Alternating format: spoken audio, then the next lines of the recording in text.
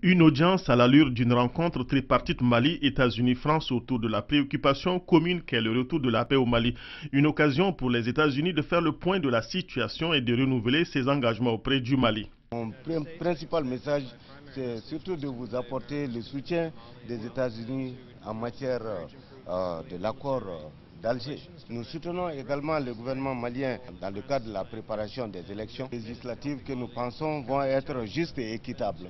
Donc nous sommes prêts à aider le Mali à lutter contre la menace terroriste ici. Les États-Unis sont là avec vous, sont engagés avec le Mali et le peuple malien dans l'amélioration de la stabilité du pays. Les États-Unis, par la voix de son sous-secrétaire d'État aux affaires politiques, s'étaient félicités des progrès déjà accomplis.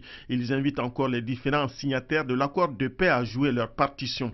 Pour le directeur général des affaires politiques et de la sécurité de la France, cette rencontre conjointe a permis de faire l'état des lieux sur la mise en œuvre des engagements de Pau et des résolutions du Conseil de sécurité des Nations Unies sur le Mali. Nous avons pu évoquer à la fois les avancées récentes et significatives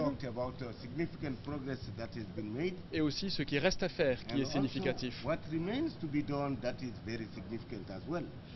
En particulier s'agissant du redéploiement des forces armées maliennes reconstituées au nord. Je voudrais aussi saluer le travail de la MINUSMA,